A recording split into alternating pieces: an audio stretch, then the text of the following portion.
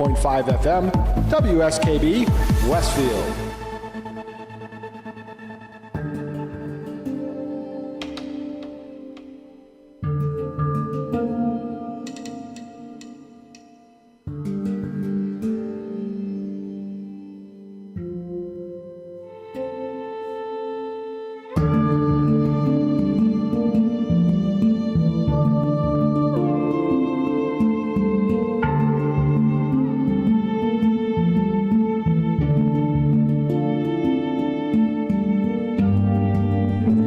Good morning, everyone. This is Mark Auerbach, and you're listening to Artsbeat Radio here on 89.5 FM WSKB. Peter Coles is our engineer this morning. The music you're hearing in the background is by Alexander Savronsky, a young area composer who is composing the music for the Glass Menagerie at Barrington Stage. He composed the music for a production earlier this year called The Cake, and he's currently working on a show in New York at the Public Theater starring Glenn Close. And that piece of music that we're hearing is a snippet from his score to a play called The Mother of the Maid, which stars Glenn Close, and it's in previews now.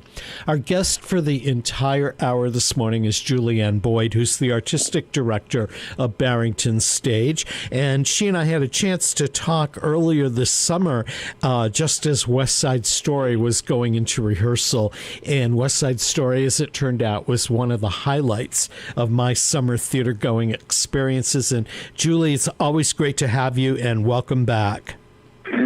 Thank you so much, Mark. It's delightful to be here, even at 8 a.m. Even at 8 a.m. on a rainy, cold autumn morning. You're in rehearsal right now for Glass Menagerie, which opens next week, correct? Correct, yep.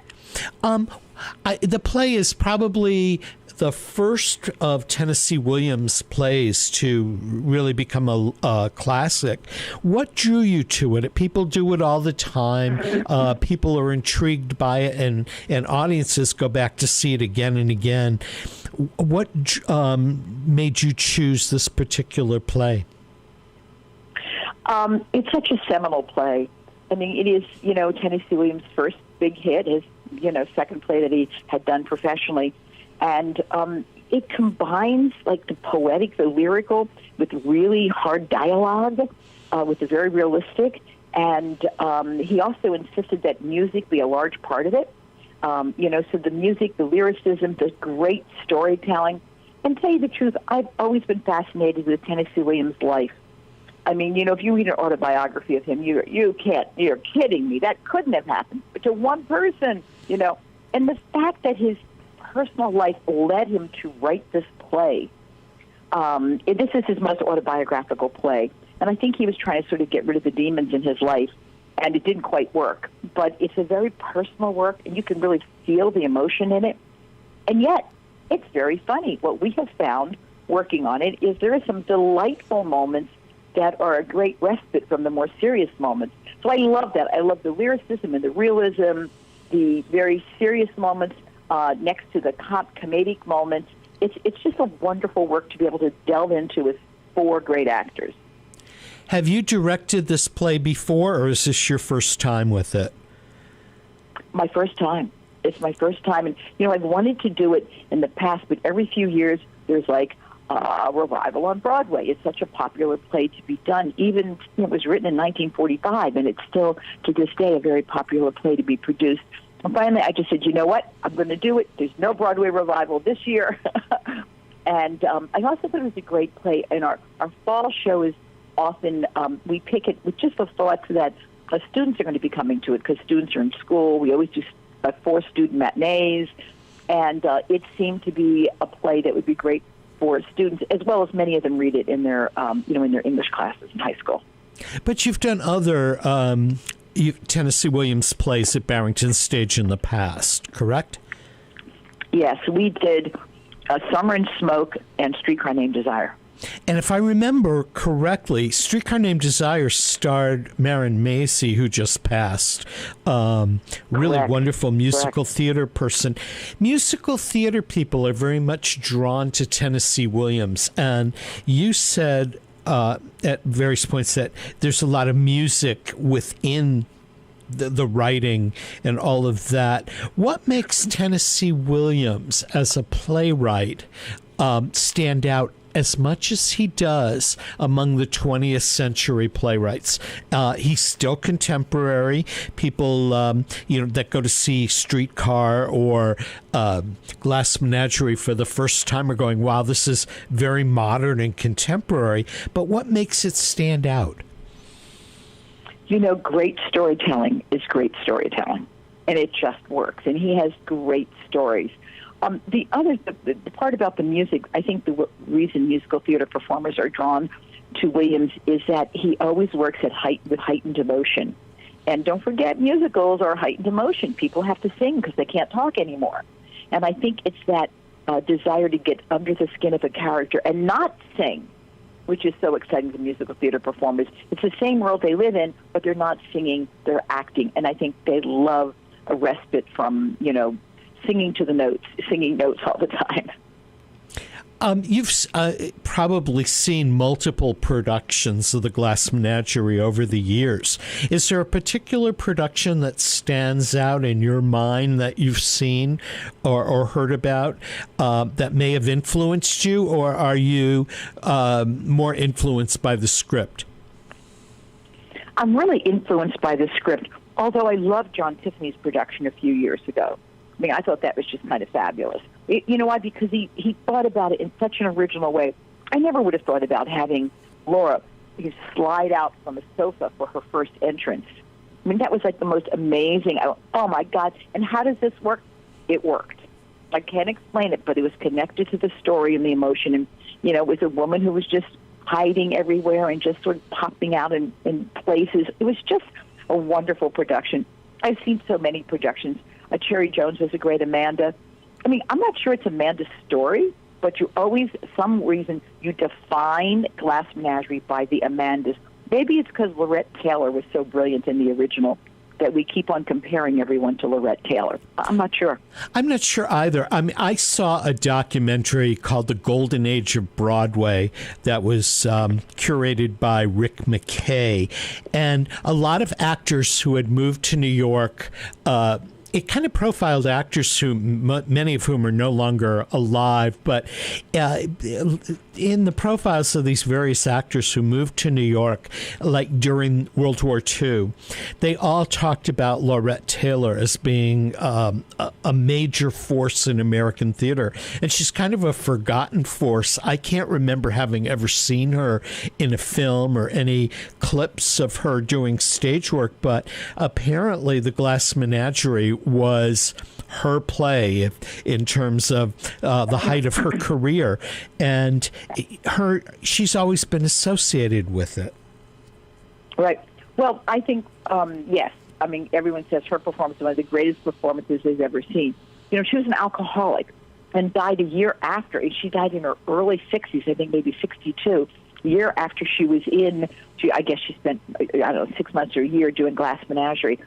And she had not done theater for several years before Tennessee Williams and I think Audrey Wood took her the script. And I think it was Eddie Dowling. Eddie Dowling, the original director, took her the script.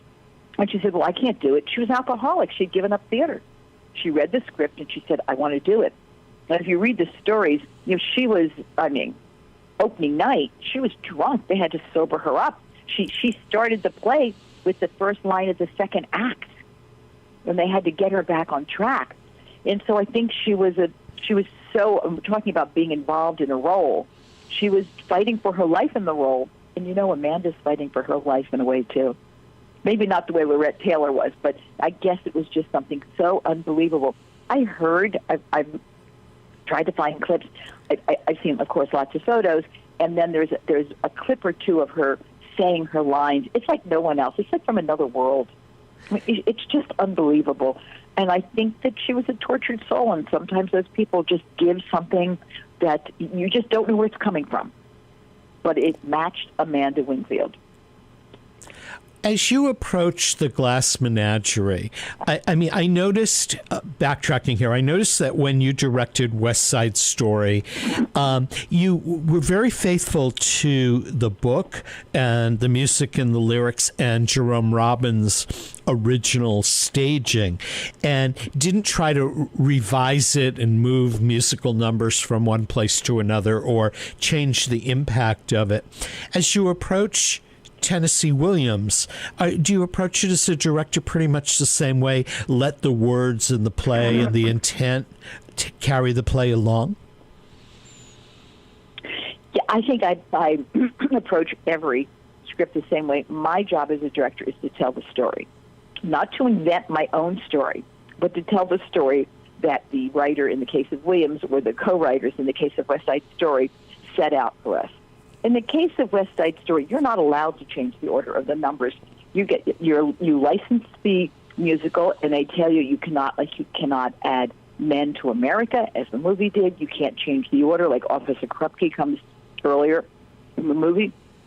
You must remain faithful to the order of the songs. That doesn't mean that Yvonne Van Ho, who's going to be doing West Side Story on Broadway next year, isn't doing something radical. I guess he really just has to get special permission from the estates of the writers. I don't see any need to do that. I don't have to show my directing, creativity in changing these, I think, geniuses' work. My job is to tell the story and maybe to find things in the story that weren't mined or something that I feel is important. Sometimes I think when I do something without knowing it, I might change the focus a little bit. Same lines, but maybe one character comes out a little bit, different from when I first read it and when I saw it. It's different when I'm in rehearsal and I see the actors I'm working with and what I can pull from the script. But I'm always telling the story that the playwright wrote. In the Glass Menagerie, it has a cast of 4. One of the cast members is Mark Dold, who's one of your associate artists, who's done a lot of work at Barrington Stage. What about the other 3? Have you worked with them before, or are they new to Barrington Stage? I've never worked with them before, and what a delight. I mean, we're having the best time on a play that isn't kind of like a ha-ha play, When I did Streetcar, I said to the actors, and I say to the actors all the time, work on classics, every time you do a run-through, every time you work on this play, this is a gift. You don't get gifts like Tennessee Williams or Arthur Miller or, Leonard Bernstein and the great ones. You don't get these gifts very often. Oftentimes you have a new play and you're trying to make it work. Doesn't mean it's not great. Doesn't mean there couldn't be a genius, but when you have a play that's completed, you're not working on, gee, should I talk to the playwright about changing this line? Oh, what am I going to do here? This doesn't quite work. When you choose to do a play that's in the American canon, it's a joy. And I think actors love that opportunity. I didn't realize that many years ago that actors love that so much. They love working on new work, but they also just want to work on a great play sometime and just create a character. And for some of them, I would assume that it may be their first foray into doing a work by Tennessee Williams or another contemporary classic. So, the new plays seem to come along much more often, at least from what I see. Yeah. We try to do half new plays, half whether they're classics or plays that have been done before. It doesn't always work out. I remember one year we thought we were going to do like 4 new plays and 4 classics, and the two new plays we were going to do weren't ready. They just weren't ready, and you can never do a play before it's ready. You're really cheating the author out of out of something that's been near and dear to that person for a long time. You have to wait until it's just really as ripe as you can get it, and then do it. I think that I don't know if my actors, I haven't asked them if they've done Tennessee Williams before. I'm sure they've done classics in school and things like that, but it's just always a treat to go back to a work that's so revered and try to take away that reverential quality. When I do a classic, I say, let's make believe it's a new play. We're not going to read what the critics said about it. We're not going to, don't go to Lincoln Center and see the production that somebody else did of it. We really have to approach it as if it's a new play, as if these words is the first time they're being spoken is by these actors. And that makes it a little bit more exciting, I think. In the course of directing The Glass Menagerie, I mean, you've obviously seen productions of it, read it many times. Have you had in this particular rehearsal period one of those aha moments where you think, I never realized that Tennessee Williams intended that, but the way things are coming together, you get a new look at something? Well, the thing that I've realized is, as I said before, when I talk about Glass Menageries of the past, other productions, you always think of the Amanda, I think because of Lorette Taylor. I never realized how very important probably isn't the right word, but the character of Tom is Tennessee, of course, the narrator. I never realized how much he controls the play. He controls the play. It's his memory. And he is bringing this to life. And we're trying to make that as active as possible. It's almost Brechtian when you think about it in a strange way. You're brought out of the play with the narrator, and then he takes you back into the play, and then you're out of it, and then you're in it. So that relationship between that character and the play has become more vivid to me. I don't think that I can't remember when I first read it. I'm sure it was in college. But that has become more and more real to us as we've been in rehearsal. We should probably tell people that if you're interested in seeing The Glass Menagerie, it opens next week, and you can get information on all of the Barrington Stage programs at barringtonstageco.org. So by all means, check out their website. And I would assume that since The Glass Menagerie is such a well-known play, that people should probably buy their tickets early. Oh, that would be fabulous. Yes, we're only running it 3 weeks. It's October 3rd to the 21st, and performances are Wednesday through Sunday. In the fall, we don't do Tuesday performances. We do Wednesday through Sunday, and a Saturday matinee. We have a Saturday matinee and a Sunday matinee, and that's different because in the summer it's a Friday matinee. I shouldn't confuse people by saying that. Just Wednesday through Sunday, including Saturday and Sunday matinees. And this is at Barrington Stage in downtown Pittsfield, and you're going to promise people on the drive up some good fall foliage, correct? I love this season in the Berkshires. It is so gorgeous. And, if it would only stop raining, we could appreciate it a little more. We're going to take a quick break to acknowledge our underwriters. We're spending the hour today with Julie Boyd, who is the artistic director of Barrington Stage Company, and the upcoming production of The Glass Menagerie, a Tennessee Williams classic, which opens next week. This is Mark Auerbach, and this is Arts Beat Radio here on 89.5 FM WSKB from the campus of Westfield State University. Don't go away. We'll be right back. By the YMCA of Greater Westfield.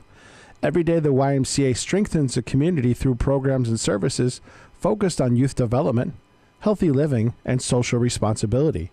For all the Y's many programs and services, visit us on the web at www.westfieldymca.org. The YMCA, 67 Court Street in downtown Westfield. We're more than a gym. We're a cause. Support for the community programming of WSKB is provided by the Dunkin' Donut Shops of Westfield and the Sardinia family. It's nice to know that even as the world changes, Dunkin' Coffee remains the same at 7 convenient locations throughout Westfield. Support for the community programming of WSKB is provided by Bay State Dental. Comprehensive dentistry at 14 convenient locations in Springfield, Chicopee, Longmeadow, West Springfield, Belchertown, East Longmeadow, Ludlow, Northampton, Greenfield, and Wilbraham, as well as 29 Broad Street in Westfield. Bay State Dental makes it a priority to help you achieve and maintain the healthy smile you deserve. On the web at baystatedental.com. We thank the generosity of our underwriters. For more information, please contact the Westfield State Foundation at 413-572-8646. Friday mornings is something different on 89.5 FM. It's JP's Talk About Town.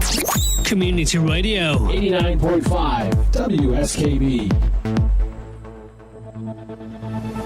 Live from the campus of Westfield State University, this is 89.5 FM, WSKB, Westfield. Welcome back, everyone. This is Arts Beat Radio. I'm Mark Auerbach, and with us for the hour this morning is Julianne Boyd, the artistic director of Barrington Stage Company in Pittsfield, where the upcoming production is Tennessee Williams' The Glass Menagerie, an American classic. Julie, you've had a great summer at Barrington Stage, and you do classics, but also contemporary plays. And one play called The Cake with Deborah Jo Rupp, which opened this season early, is now headed off Broadway, while another show from the previous season, American Son, is headed to Broadway. It must be exciting for you to see some of the work that you're nurturing there going on to bigger and better things. It's so exciting. Also, we have the Chinese Lady, which we did in our stage 2, is moving. It was a co-production with the Ma Yi Theater Company, an Asian theater company, and that opens off Broadway in November as well. So within 1 week, we have American Son and Chinese Lady opening in New York. So I'm very excited. Main thing is that we try to do work that has universal themes that people will want to see around the country, whether it's New York or it's California or in the middle of the country somewhere. And I think one of the things I'm the proudest of is American Son, because we commissioned that play and we did the world premiere, and it won the Lawrence Hatcher Award for Best New Play of, I think it was 2016. So that was tremendously exciting. I'm always looking for new playwrights or playwrights' work that I don't know, who have a unique voice, who see the world a little differently from, say, you or I, and it's hard. You have to read a lot of plays till you get there. But when you find it, it's very exciting.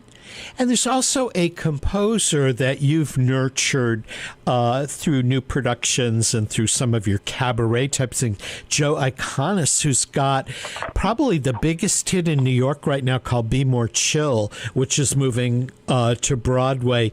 So was that developed at Barrington Stage at all, or have you been involved? No. Yeah, we haven't been involved with Be More Chill, but Joe has been a friend of the theater. I mean, he calls our theater home because he comes back every year. He does a Labor Day concert with us. We did his show, Broadway Bounty Hunter. We also did The Black Suit. We did a workshop of The Black Suit. It then went on to Central Theater Group in L.A., about a garage band on Long Island, actually where he grew up. And then we did Broadway Bounty Hunter, which is a wonderful, wonderful, crazy, funky show. It deserves another life. Word has it that it will be coming into New York within the next year. He is an original talent, and he just sort of was under the radar for a few years, just waiting for the big break.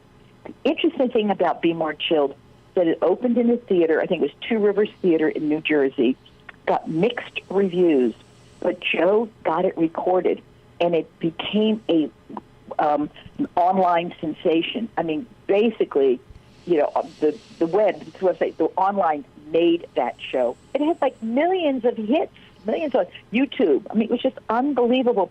The young people have power in this country in theater. They have made that a hit. Some friends of mine, I haven't had a chance to see it yet because I've been in the Berkshires working nonstop, but they said, there's a couple in their 70s, they said, oh, my God, we were the oldest people there by maybe 30 or 40 years.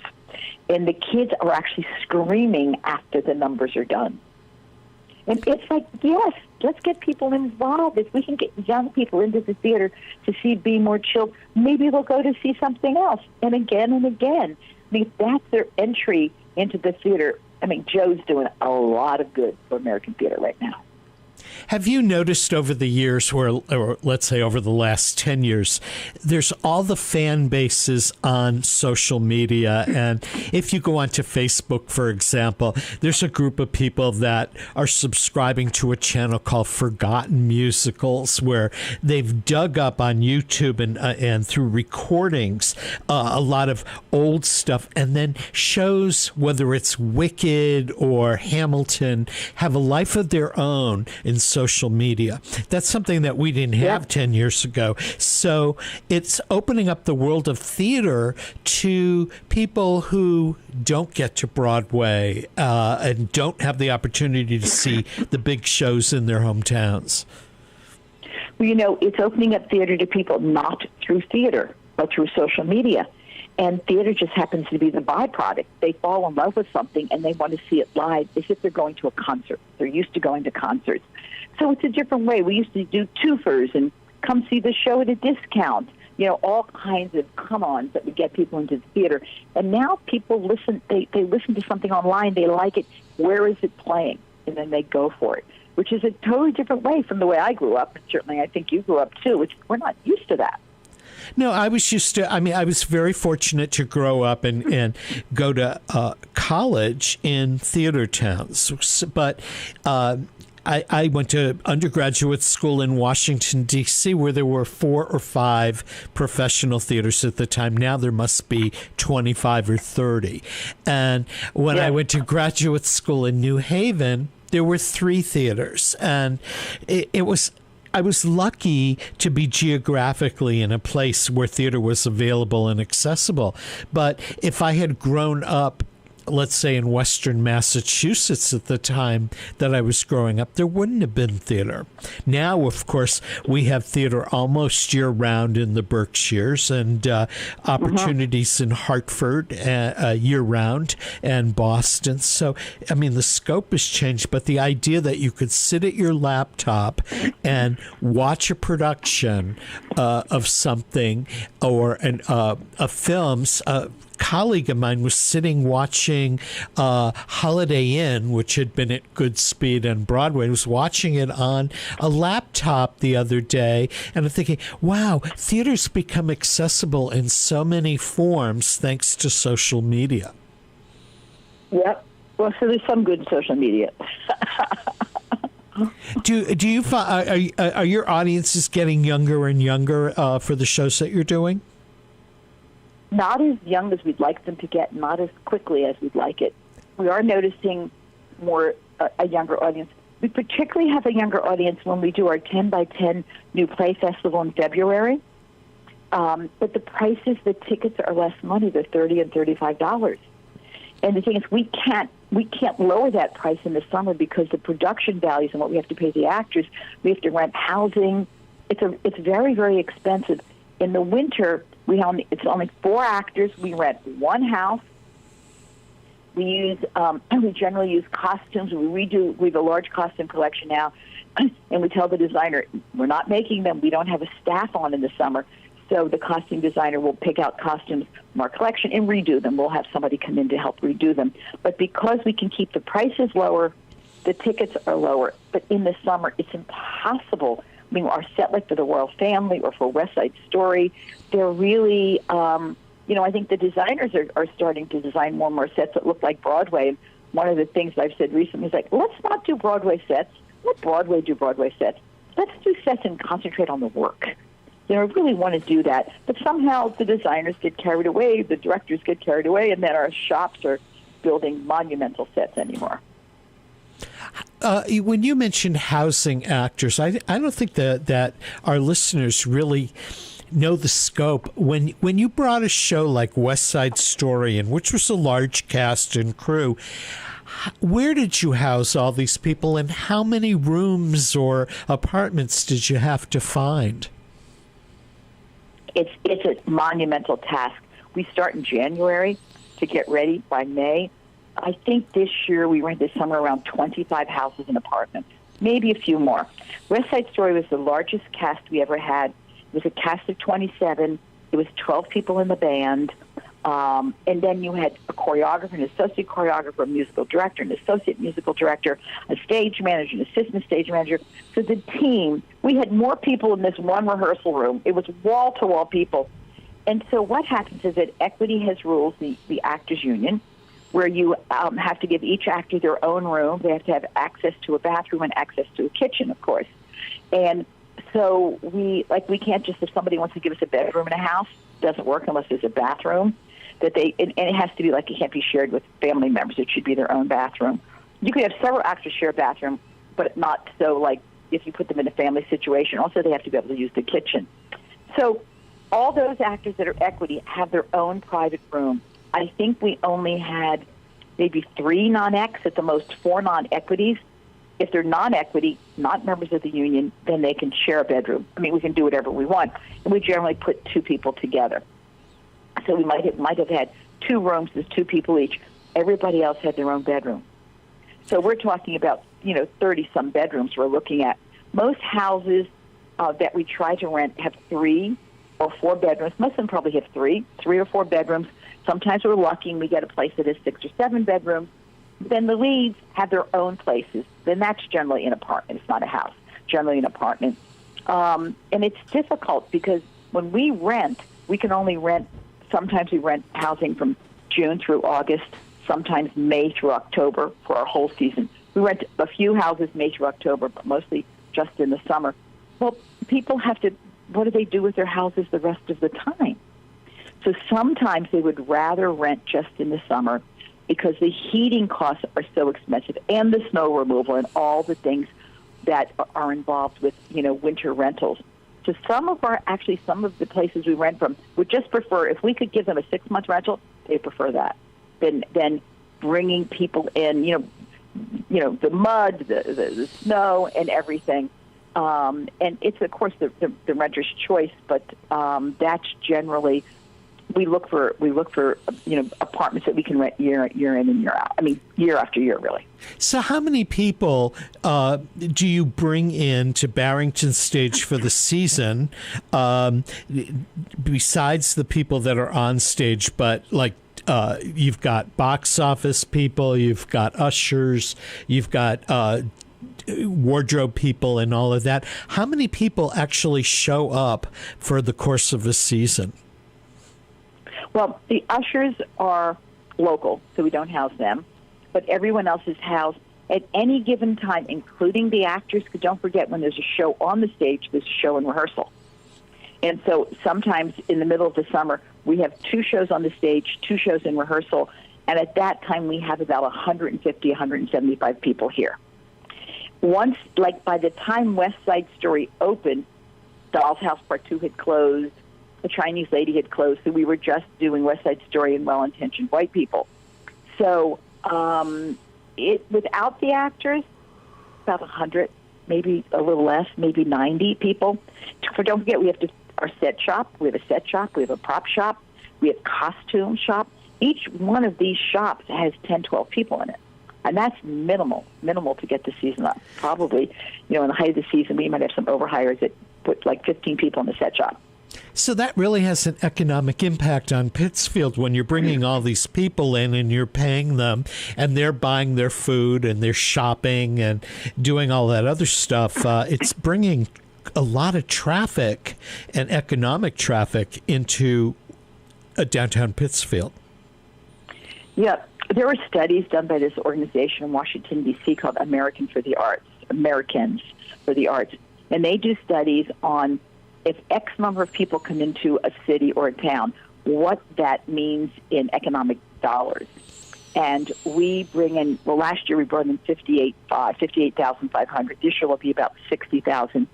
And that translates into $8.5 million in the economy because they buy dinners, they stay at restaurants.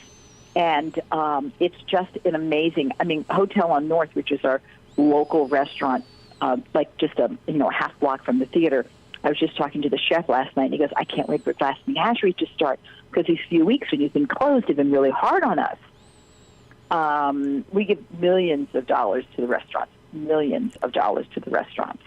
And it's exciting. And it's a partnership. It's just not all one way. If we want to have a special party there or a special event, they're always very kind to us. And we try to create as many partnerships in Pittsfield as possible. Pittsfield was a down-and-out town, in the 80s when GE left and took 13,000 jobs with them. And the town became a ghost town. And it wasn't really until the arts started revving up the economy. The arts are really leading the economy there, both with us in the Colonial Theater and the Beacon Cinema. And people are really coming into downtown Pittsfield now, which is very exciting to the people from Pittsfield because for years it was really, people thought of it as a down-and-out town. But between you and Berkshire Theater and the cinemas, and I guess there's some other smaller arts groups in Pittsfield, all of a sudden it's built up a renaissance because, as you said, like Hotel on North is a brand new concept, and there are restaurants all up and down North Street and some of the side streets, and it seems like there's a revitalization of other things that would never have happened had you guys not decided to move to downtown Pittsfield and if the Colonial wasn't restored. So I think that Pittsfield might be an example to other communities how good the arts can be for business. I think so. I totally agree with you. It's just been a real pleasure. And the people are so friendly. I mean, the storekeepers and the people who work there, they love us because we're bringing business there. And sometimes, theaters are not welcomed in towns, at least in the past. And now I think that it's a great marriage. The one thing that we're consistently working on is trying to get the local people into the theater, not only supporting it by saying, hey, that's great, but can we get them into the theater and start enjoying theater? And we try different points of entry. As I said before, we try to get the young people, like we do a youth theater. Well, everybody's going to go see their child, teenage kids in the summer, and it'll be the parents and the grandparents. And we hope that their love for seeing their children, their love for theater, will grow, and they'll want to see main stage and stage 2 shows. It takes time. It takes a lot of time. And you've made it one of your initiatives to bring the theater to the people. I mean, you've got in-school programs, apprentice programs, and things like that to kind of nurture support of the arts. Do you feel that the other arts organizations and you are, I know that you all partner on a variety of things. For example, there was a half-price ticket. It's sort of like the TKTS in New York. Tactics. Well, Barrington. I'm sorry. I was going to say you pioneered that, correct? Yes, I was just going to say that we started it. I sort of came up with the idea. Quite honestly, after seeing it happen in New York and how it flourished, and one of the problems here is that the arts groups are so separate from one another. You could go 20 miles till you get to Jacobspillim. You can go another 20 miles to get to Williamstown. So how do we do it? Well, it wasn't until we could start using the computer and faxing that people could fax over. This is what they used to do. Now it's all done online. They fax the number of tickets they have to sell, and there are I think 3 half-pix booths, quote-unquote booths, in the Berkshires in the summer. We have one in our box office. Like one window is dedicated to half-pix. I think they have it at the Lenox Chamber of Commerce, and they have it in Great Barrington, the Southern Berkshire. The office has one right in Main Street in Great Barrington. And it's a great opportunity. Almost everybody, all the arts organizations use it now. They send over the tickets in the morning, and it could be in the evening. They become available in the morning. We check them out, and I think the box office is open for about 4 hours, 12:30 to 4:30, sometimes 12 to 4, whatever. And people come. You have to come in person to get them, and they're half-ticks, and then you get your location then. So you get sort of a chit. We don't have all the tickets from all the theaters. And then you take that chit or that piece of paper to the box office. Say you wanted to get 2 tickets at Jacob's Pillow. You would take it to their box office. They will then give you the tickets. And so it's really great. It works wonderfully, particularly for people who, maybe they come that day. They want to know what's available. They're in the Berkshires. You can go online. There's a phone number, and you can find out what's available every day. That's something new in the last couple of years. People have said that you're very accessible to your audiences and that you're generally around the theater and people will come up and talk to you. What are some of the things they tell you about Barrington Stage that you didn't know? What do people tell me? Right. That's hard. Generally, fortunately, when they talk to you, they tell you how much they love the show that they're seeing. So that's kind of great. Or occasionally, if they don't like a show, they'll say, oh, remember that show you did last year? I loved it. They don't tell you about the show they're seeing then. You're going, I get it. Okay. Yeah. I think one of the things... I'm sorry, go ahead. No, I was going to say, they must always come up to you and say, when are you going to do X show or Y show? Oh, all the time, particularly musicals, because we do so many musicals. And every year some people ask me for the same musical. And I have to say, okay, I have to take a lot of things under consideration. It may just not be a musical I like very much, But people are always telling us how much they love our involvement in the community. Because I think that, we really have year-round programming. So, our Youth at Risk programming, our Playwright Mentoring Project, and then the 10 by 10 Festival in February. We used to run it 2 weeks and then 3 weeks. And this year we're running it 4 weeks because it sells out. And that runs, by the way, in the winter, Thursday through Sunday. We're careful to make sure that people are here when we're doing it. It's just like they're very happy that coming to the theater and seeing what's happening to Pittsfield. I think that's another thing that people are always telling us. And I would hope that Pittsfield is supportive of you and what you're doing by marketing all of the arts outside of the area so that tourists come and they want to do more than just look at pretty leaves or the mountains and all of that. And from what I can tell, the state tourism board and the media are really just hyping how wonderful Western Mass is, and particularly the Berkshires. Right. I always, of course, think they could do more. I love what they're doing, but I think that the arts are really bringing people here. It used to be that it was only Tanglewood. People would come from Tanglewood. Or if you loved dance, it would be Jacob's Pillow. But I think the arts, theater arts, are playing a more and more important part. I think as we have more shows move on, either to New York or Boston or whatever, people are understanding the value of seeing something at the beginning. And that's what people want to do sometimes. So I think that all of the theaters are, it used to be you would start the week before the 4th of July, and then the week before Labor Day you would close up. And that was like 8 weeks, maybe 9 weeks. Now we start in May, and we end in October, and some of the other theaters go on to the fall, too. So I think there's a revitalization of theater, particularly in the Berkshires, I've seen in the last 10, 12 years. Could you go year-round?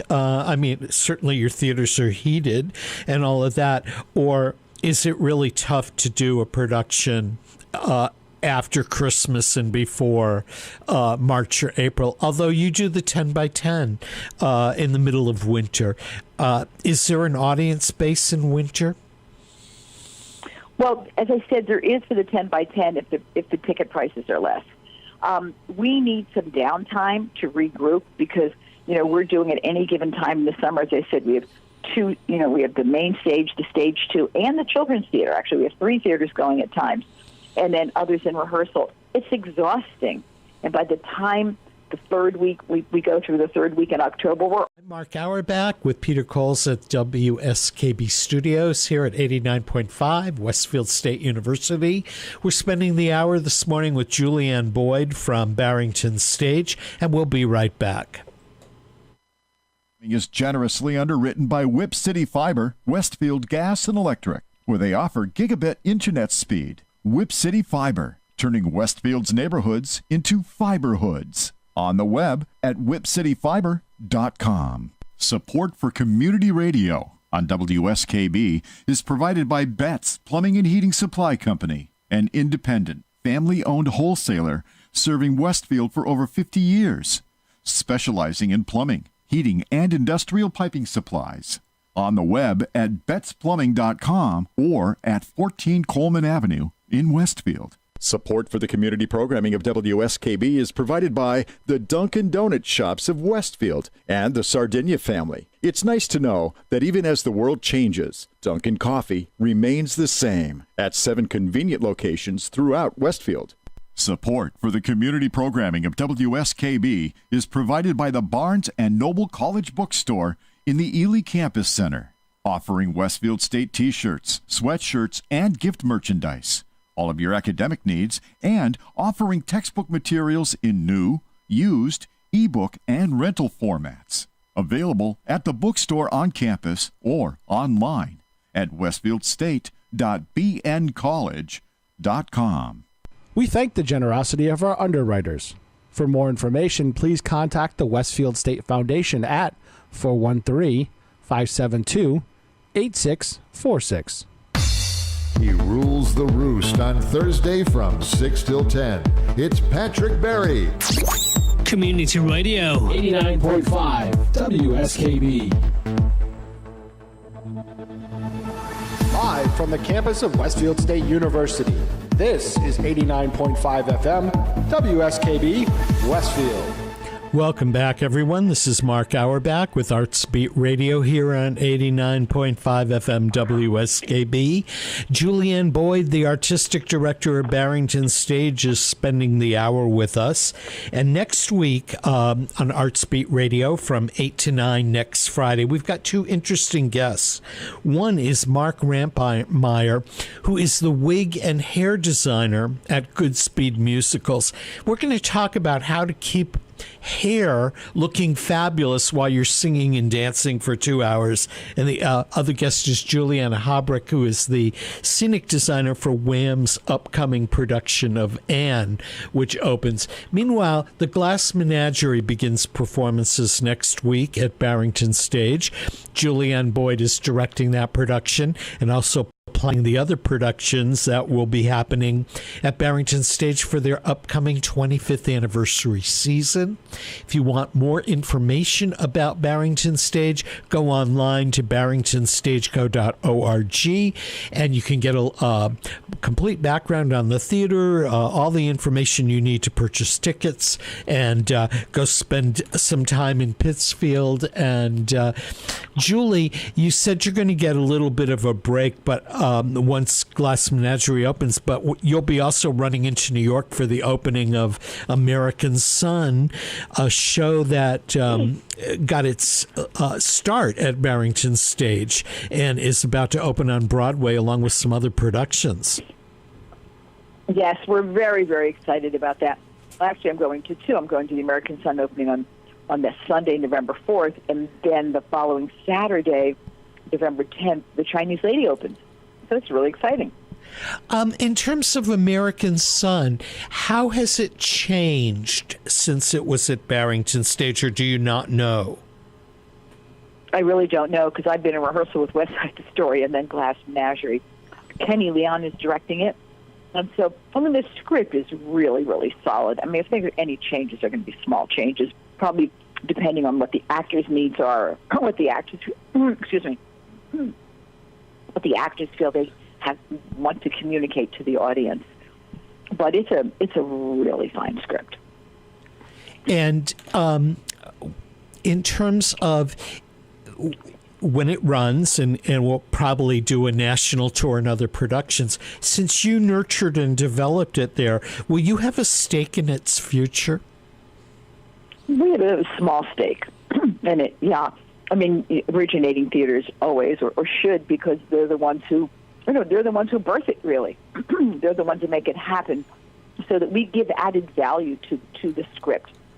Maybe that script would not have crossed that producer's desk if somebody hadn't seen it and suggested it to him. But it's an amicable relationship. It's kind of great. I think, in the old days, they would take things out of town and they would play New Haven or Philly or Boston. But now it's the regional theaters that are bringing that work into New York, or bringing the work to the attention of the producers. And I think they like it. I mean, they're not taking a big risk when the show's done here. We do it on our own budget. We develop it on our own, and they then can come and look at it and take it, which I think is great for them and it's great for us. Now, you opened your season with a world premiere of a musical, The Royal Family of Broadway. Do you think that will have a future, or will that go back into rewrites and restructuring? I think both. I think that they have some work to do. We're really happy to be able to do it, to give it such a wonderful life so that the authors could see it, and they could see it up on its feet. It's kind of hard because so many new plays go from stage reading to stage reading to stage reading, and they don't get a chance to develop them in a full production. And that means a lot. Just something can work when you're behind a music stand, but it doesn't really work in the theater when you get it on its feet. So I think that it probably will be trimmed a bit and refocused, and then hopefully it will have another life. Do you think it's something you'd bring back again, or will its future be elsewhere? It was so expensive for us to do, Mark. I think we do that once. I mean, I don't think there are many shows that we've ever done twice. I mean, big shows like that. I think The Game, it was the musical based on Les Liaisons Dangereuses, we did twice. People are always asking us to bring back our production of Follies, and I think we did it once. We did it well. I want to live with that memory. I don't want to take a chance of not doing it as well. So what I like to do is I'll do a small play. For instance, I can't mention it now, but audiences are always asking us for one small play. I mean, the play, this is the one that gets most requested, and we're thinking, you know what? For the 25th anniversary year, maybe we should bring back something. Maybe that would be kind of fun. It would be different. Because maybe the audiences have changed. Not everyone got to see it when it ran a few years ago. But big productions, we rarely do it twice because it is so expensive. On your wish list for shows that are upcoming, I would assume that you'll be announcing your upcoming season in the next couple of months. But in your wish list of things that you might be doing down the road, are there any shows that are high on your agenda that if all the money and everything came together that you would love to direct? Oh, that's such a hard question. I mean, there are a couple of musicals that are, we're talking about big shows. But, we try to find ways, if it's a big show, there's some shows that I don't want to direct, but I'd like to have here. For instance, when Joe Calarca directed Ragtime, I just didn't want to direct it. Well, I was committed to a company that year. We had a great lead. I just loved doing Sondheim. And I just thought, okay, I'll do company. And Joe said, I'd love to do Ragtime, Joe Calarca. It's a big production, but we found a way to do it so that we could afford it. I mean, I think originally had like 30-some people in the cast, and we did it with maybe 18, 19 people. So sometimes if they're big shows, and I first have to figure out how to make it more, possible financially for us to do it, then I can go, yes, I can get excited. But if it's really a gigantic, we can do really big shows, but we can do like Pirates of Penzance when we did it. We did one musical that year. I mean, we tore the theater apart. We put a gangplank down the middle of the theater. You can do that once a year. You can't do it twice a year. Yeah, I've got to ask. So there are a lot of things. Yeah, I noticed that in Pirates of Penzance that you utilize the entire space. What was that theater before Barrington Stage took ownership of it? Was it a movie theater? Was it a stage theater? It was originally a vaudeville house, like in 1912, and then it was a movie theater, many different movie theaters, different names and so forth. And then in the 80s, it was Berkshire Public Theater. It was a community theater group, an amateur community theater group. And then it just wasn't anything. There was floods in the basement.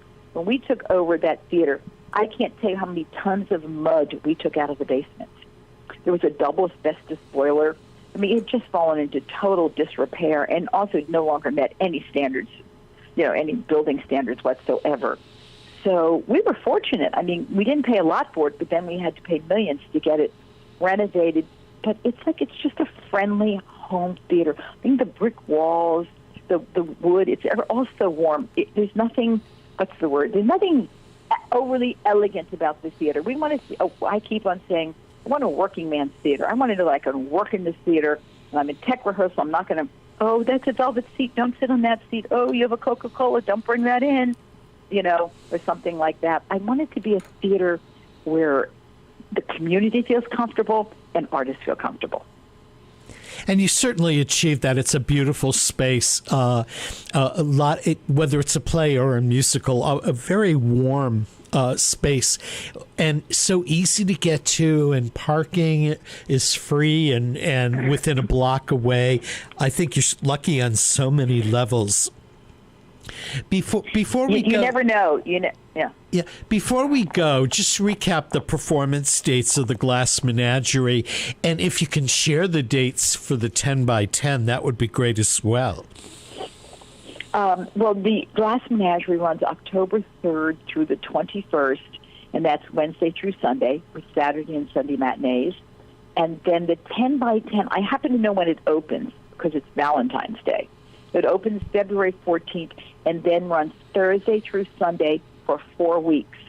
So I think it closes probably around March 9th, somewhere around there. I'm not quite sure what the date is because it's so far in advance. Oh, I can look it up right here.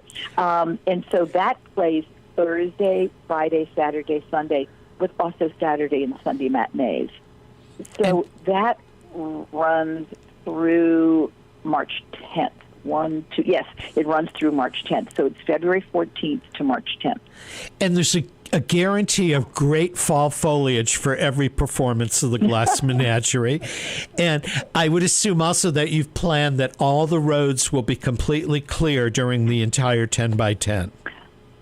I mean, Mark, you and I, we're together. We believe this should happen. What could be any different, right? It should happen.